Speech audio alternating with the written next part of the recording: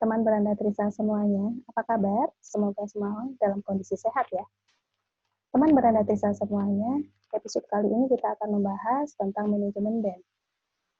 Sebagai suatu bentuk bisnis, manajemen band itu tidak jauh berbeda dengan jenis usaha yang lainnya, di mana setiap proses yang berjalan pastinya dimulai dari sesuatu yang kecil dulu. Oleh karena itu, sejak dari awal, untuk membangun band, harus memiliki perencanaan yang matang, dikelola, dan dieksekusi secara profesional. Untuk membahas lebih lanjut, pada kesempatan kali ini, saya kedatangan tamu yang sangat istimewa, yaitu Satrio Yudi Wahono, atau biasa dipanggil dengan Mas Piyu.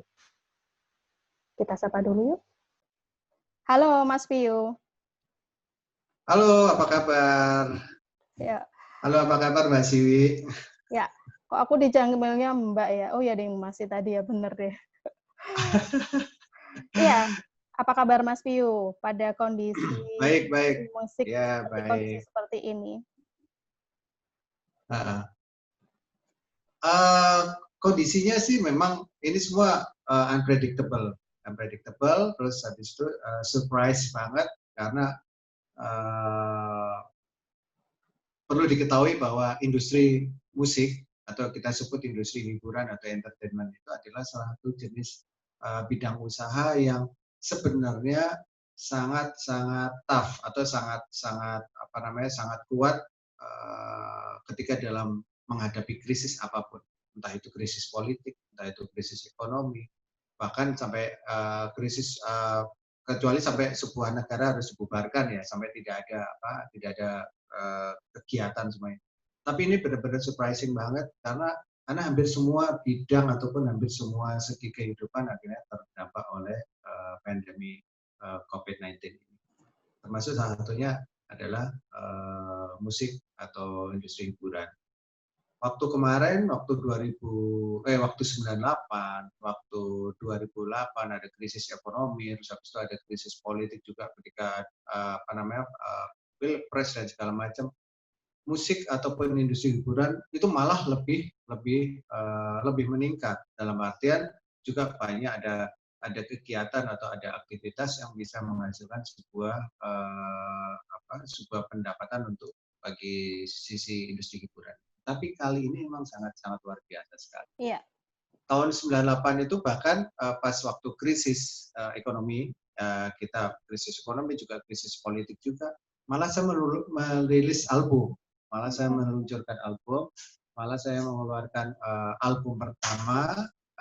single pertama dari Padi.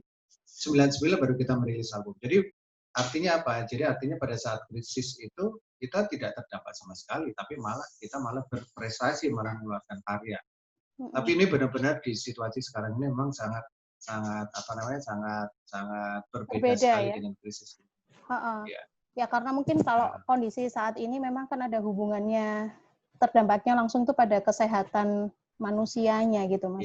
Mungkin itu yang membedakan antara tahun 98 dengan tahun ini gitu. Oke.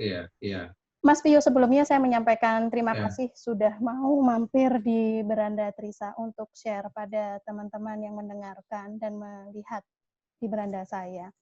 Nah, biasanya tamu-tamu saya itu hadir, itu mereka adalah yang memang mereka punya usaha jasa, kuliner, dan sebagainya. Nah, ini saya justru kedatangan yang istimewa Mas Piyu. Karena saya punya banyak sekali pertanyaan-pertanyaan yang kemudian saya mikir Mas Piyu lah yang lain bisa jawab, gitu ya. Oke, mudah-mudahan saya bisa jawab semua ya. Bisa, insya Allah bisa. Pertanyaan yang pertama, pakai musik nggak ini? Tarara. Nanti musiknya menyusul aja musiknya. Baik, yang pertama, pertanyaan nomor 1. Kalau di organisasi, kita tahu bahwa terdapat struktur mulai dari ketua dan lain sebagainya. Apakah dalam manajemen sebuah grup band juga memerlukan hal yang sama? Atau mungkin semua personil sama derajatnya, mengingat grup band ini kan talent, sedangkan untuk manajemen bisa dari label atau independen. Monggo, silahkan. Yang pertama saya akan menjelaskan sebuah organisasi band ataupun kelompok musik itu seperti apa. Band atau kelompok musik itu sebenarnya adalah kalau kita lihat, kalau mereka secara kelompok atau musik, mereka akan kita lihat mereka sebagai konten atau sebagai produk. Jadi kalau kita bicara band itu haruskah ada kepalanya atau sampai sebenarnya sih kalau secara apa namanya secara kelayakan itu sebenarnya tidak ada, sebenarnya tidak ada. Tapi memang harus ada yang mengontrol ataupun memonitor ataupun harus ada yang menggerakkan, memotori itu semua. Nah, tapi kembali lagi ketika itu menjadi sebuah konten atau produk, maka akan saya sebut konten atau produknya adalah sebuah brand. Nah, brand inilah yang akan kita kelola supaya bisa menjadi sesuatu yang bisa layak dijual atau memang bisa untuk diproduksi atau dikonsumsi oleh orang banyak dengan melalui musik ataupun dengan melalui karya jasa hiburannya. Nah, ketika itu dia menjadi produk, akhirnya kita kan harus membutuhkan sebuah manajemen yang harus solid untuk bisa memanage itu semua. Oleh karena dibutuhkan manajemen. Nah, manajemen ada memang. Jadi kalau dalam struktur itu aman, ada. Kalau padi secara manajemen kita punya perusahaan yang namanya Padi Prada Abadi dan juga ada Padi Menguning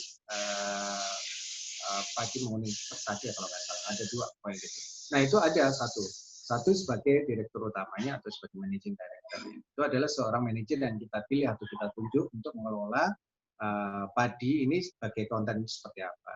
Nah, kita ini sebagai apa? Apakah hanya sebagai produk saja? Karena kita yang memiliki nama ini dan kita adalah yang mengelola ini semua. Akhirnya kita menjadi apa? Menjadi stakeholder atau menjadi yang memiliki dari brand ini. Nah, oleh karena itulah ketika di dalam struktur organisasi tadi, perusahaan tadi ya, Padi sebagai stakeholder-nya atau sebagai kita sebut sebagai komisarisnya dan sebagai managing director-nya adalah orang yang kita tunjuk untuk memanage tadi.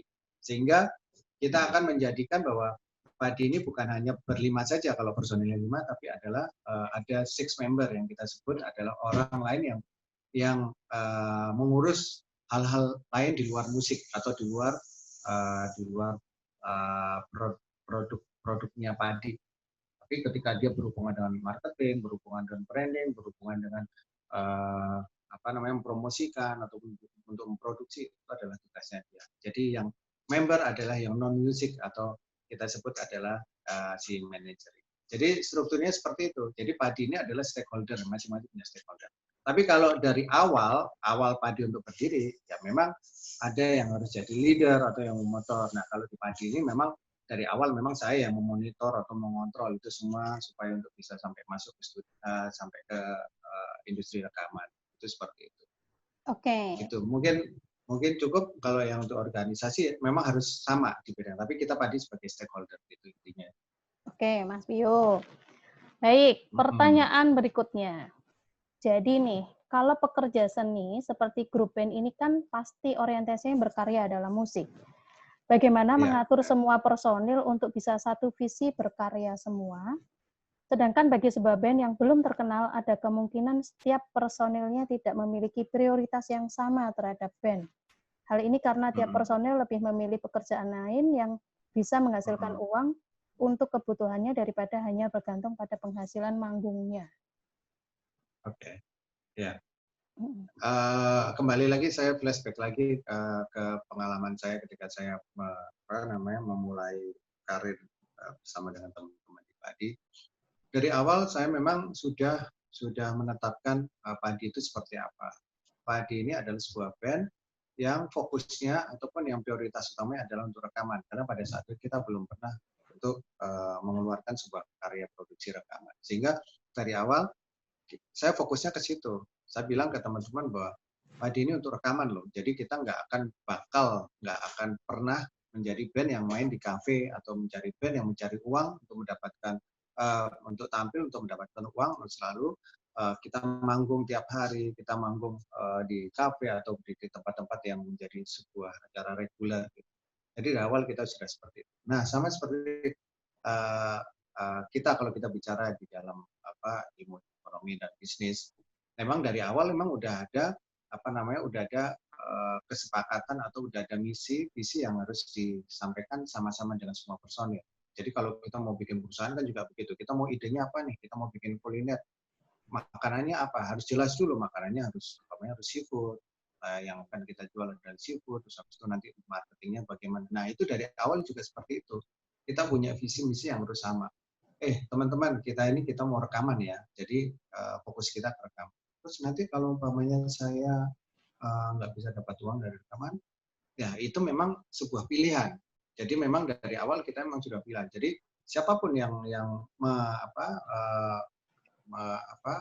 menjalankan ini ataupun ikut di dalam kesepakatan ini, ya semua harus menerima risikonya. Kalau memang nggak bisa mendapatkan penghasilan dari musik dulu untuk sementara untuk fokus di rekaman, ya memang seperti itu. Tapi nanti kalau ada salah satu yang berbeda, nanti akan membuat itu menjadi menjadi sebuah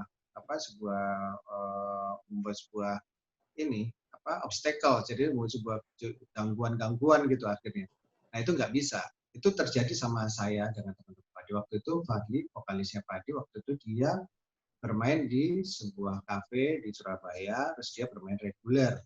Dan akhirnya dengan saya ketemu dengan manajernya dia, saya minta izin ke manajernya supaya mengajak Padi untuk bergabung dengan Padi supaya fokus di rekaman.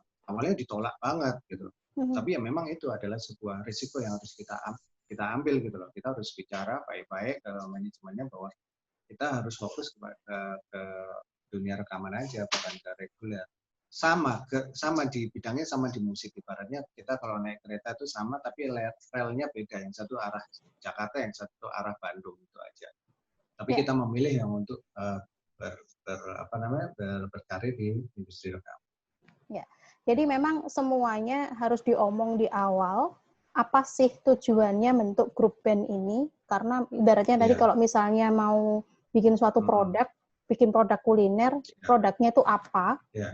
Lalu kemudian menembak segmennya seperti apa, itu semua harus semuanya paham, gitu ya, supaya pandangannya semuanya sama, gitu. Tepat sekali. Jadi sama juga, kita dari awal juga begitu. Dari awal juga kita udah menentukan segmen kita apa sih. Padi itu apa? Oh kita anak kuliahan, waktu itu kan kita masih kuliah kan. Jadi kita anak kuliahan, segmennya ya anak-anak kuliahan, yang bukan yang ABG ke bawah, bukan yang 15 tahun ke bawah, tapi memang lirik-lirik kita yang lirik-lirik yang orang udah mengerti cinta, orang udah pernah jatuh cinta, atau orang udah pernah patah hati, yang kita sasar itu.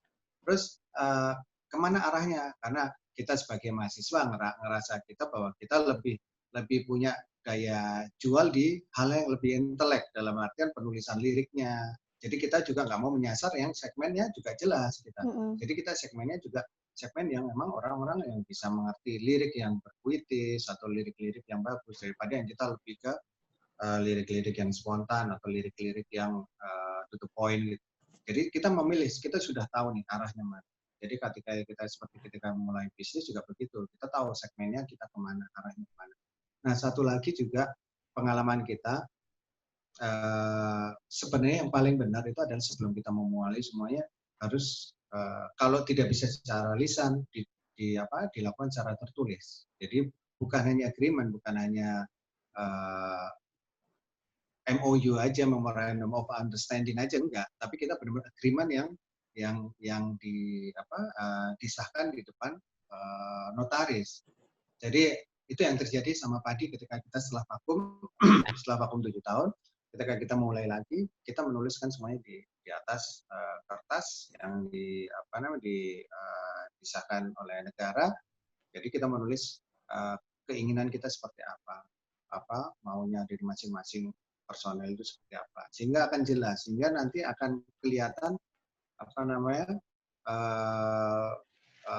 benang merahnya adalah bahwa semua prioritas adalah di Padi. Jadi kita tidak bisa umpamanya, aku mau bisnis dulu nih, karena aku masih punya ada pekerjaan di sini. Oh nggak bisa.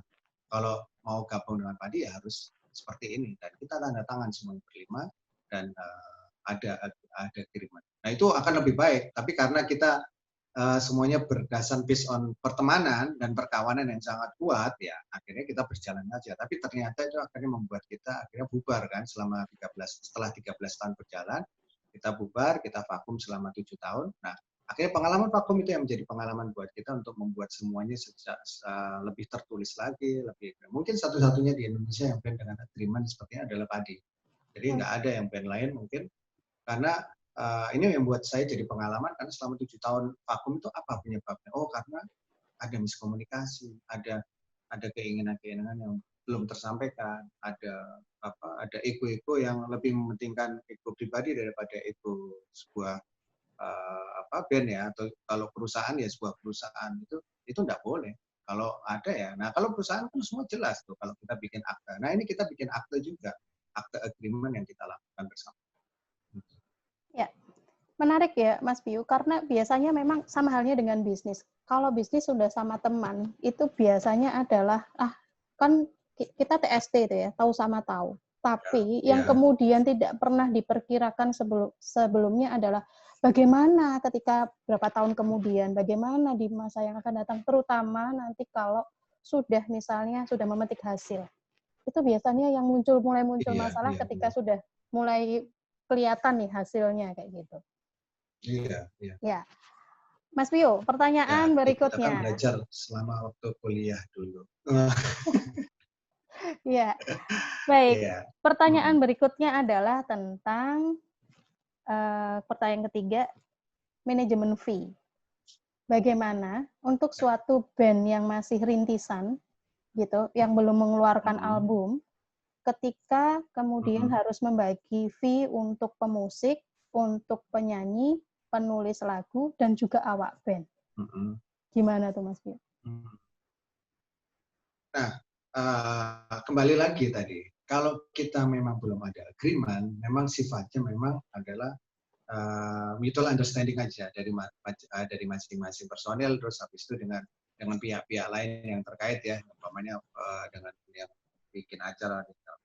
Nah, kalau di dalam kita sendiri, kita punya porsi yang sama-sama. Jadi maksudnya fungsi dan peran masing-masing ada sama kan, ininya kan beda-beda. Karena kalau di kuliner satu ada sebagai chefnya, satu sebagai marketingnya, satu sebagai, dan ini semua adalah mereka berlima punya sebagai founder kan. Jadi sama, kecuali kalau chefnya emang di-hire, marketingnya di-hire, atau ininya di-hire. Sama seperti band juga seperti itu. Band juga awalnya juga sama. Saya di pemain main gitar, terus habis itu ada Jaya main drum, ada Fatih di vokal, ada Ari di gitar juga, terus habis itu ada Rindra di bass juga. Nah, semua punya porsi yang sama. Karena saya tidak meng-hire masing-masing. Saya awalnya kan bersama-sama. Kecuali kalau saya ketemu dengan Fadli, Fadli kamu saya pakai ya nanti di album saya ini, saya bayar kamu sekian-sekian. Ya, itu seperti itu. Tapi kalau dari awal bersama-sama ya, ininya sama-sama, porsinya sama. Jadi kalau umpamanya ada 100% yang dibagi, pendapatan itu adalah dibagi berlima. Tapi kalau untuk pencipta lagu itu beda. Jadi karena masing-masing itu punya kapasitas yang berbeda, salah satu mungkin bisa menulis lagu atau salah satu mungkin bisa mengaransemen musik, mereka akan punya porsi yang masing, sehingga akan diberikan reward gitu ya? Atas hal yang dilakukan. Ya. Jadi di dalam pembagian sebuah karya musik, jadi pembagian saya bilang royalti ya, royalti taruhlah 100%. Nah 100% itu nanti akan ada persentase tertentu yang ditentukan oleh industri musik dunia yang diatur oleh lembaga manajemen kolektif. Itu untuk royalti itu sekian persen. Sebutlah ada kalau di Amerika itu dia sebutnya 99 sen untuk per royalti. Jadi disebutnya angka. Tapi kalau di Indonesia dia lebih ke persentase. Itu macam-macam variasi. Ada yang persentase ada 10%, ada yang 6%, ada yang 9% untuk digital music. Nah itu semua ada aturannya. Sehingga ketika si pencipta lagu, dia menulis lagu itu sendiri, ya dia akan mendapatkan 100%. Menulis lagu senilai 9% dari royalti itu. Nah sisa yang lain sebagai performer, ya ini harus dibedakan performer dan pencipta lagu. Pencipta lagu ini kalau di dalam bahasa industri musiknya disebut mechanical right, tapi yang satunya adalah performing right.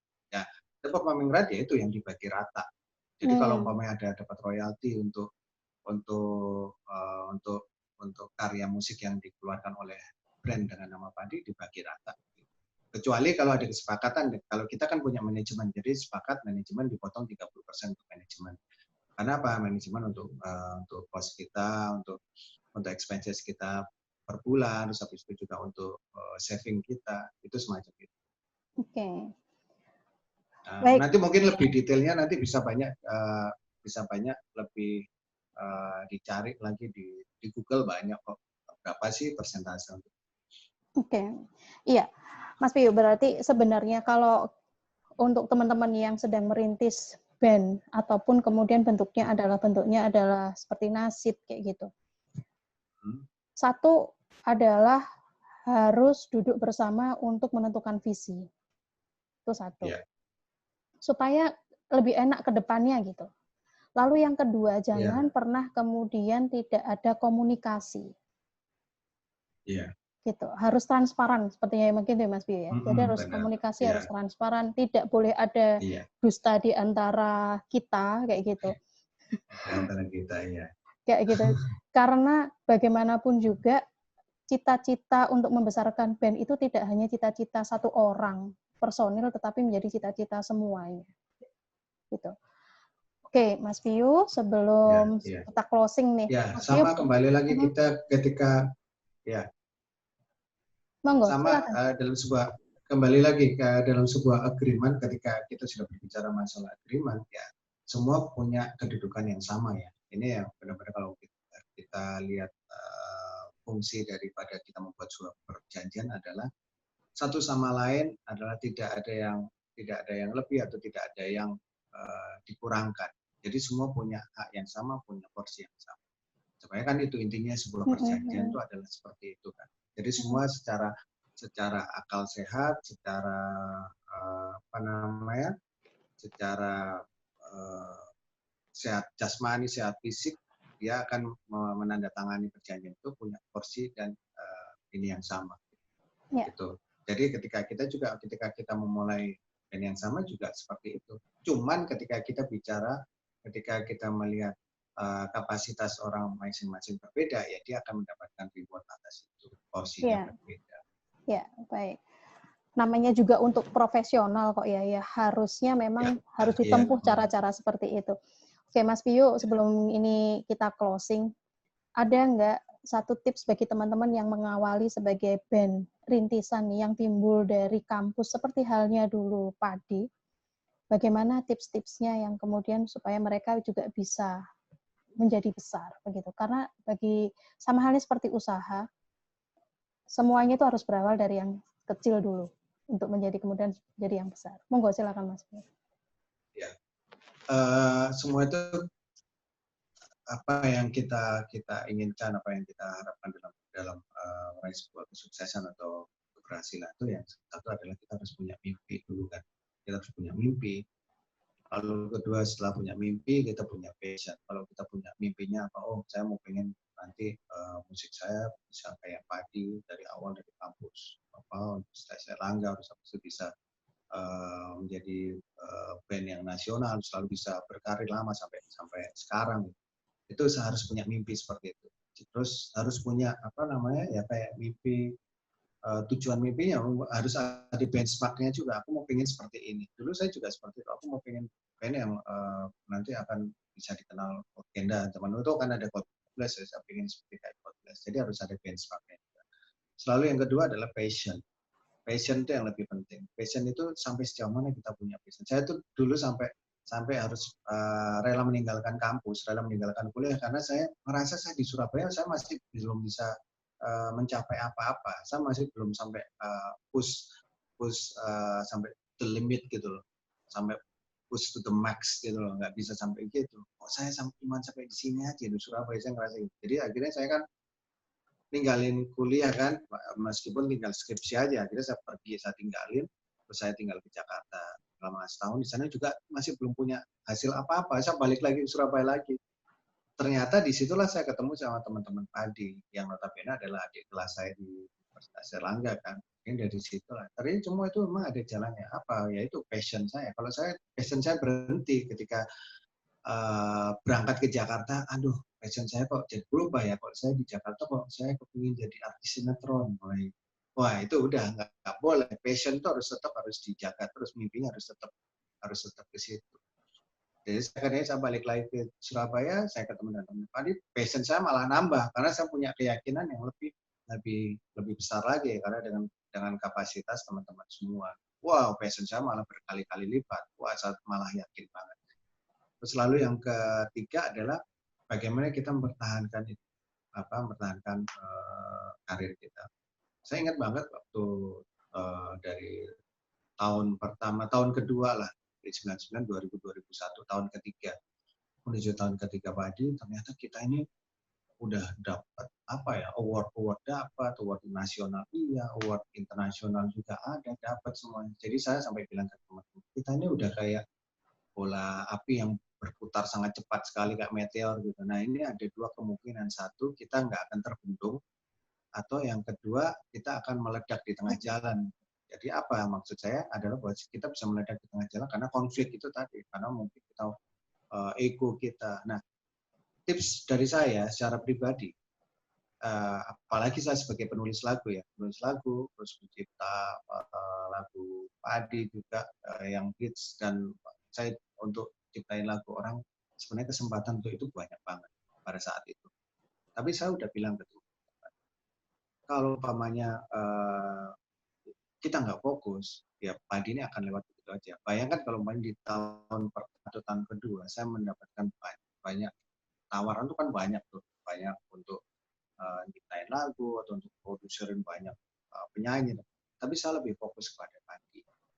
Sehingga akhirnya saya bilang ke teman-teman bahwa kita harus bertahan dulu sampai 4 album. Jadi album pertama itu adalah karya pertama, album kedua adalah pembuktian, album ketiga adalah mana kita mengeksplor musik kita, album keempat adalah udah stabil. Kalau saya lebih melihat ke situ. Jadi ketika setelah album keempat kita boleh mau ngapain. Nah emang benar setelah album ke-7 akhirnya saya baru album kelima saya mulai produce. Waktu itu saya mulai produce Drive, mulai produce Anji, terus Tompi dan segala macam, dan akhirnya memang benar akhirnya di tahun ke-13 akhirnya padi bubar karena udah mulai buat. Tapi bayangkan kalau itu saya lakukan di tahun pertama, tahun kedua, udah bubar duluan, padi tidak akan dikenal sekarang. Mungkin hanya kenal sebagai 1-2 lagu hits saja. Itu saran saya sih ya, gitu aja.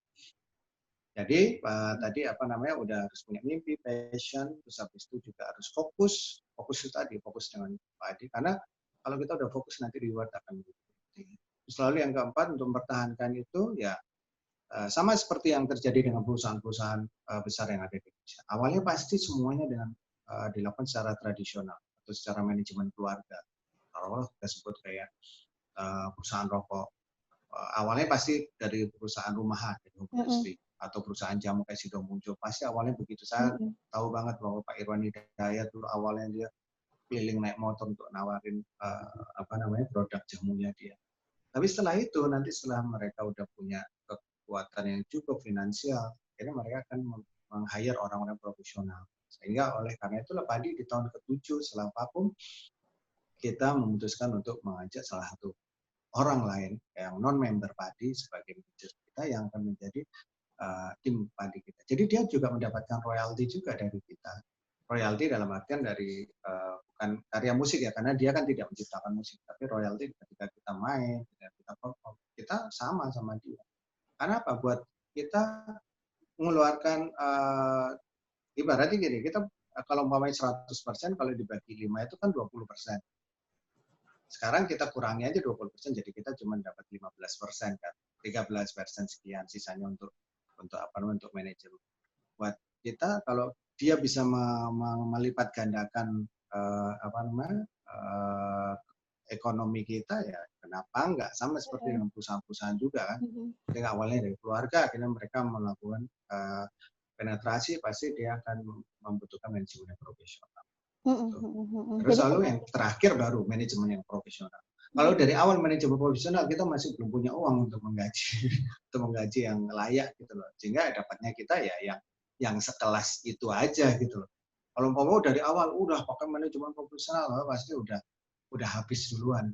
Tapi itu tadi ya semua itu berlaku ketika kita punya mimpi.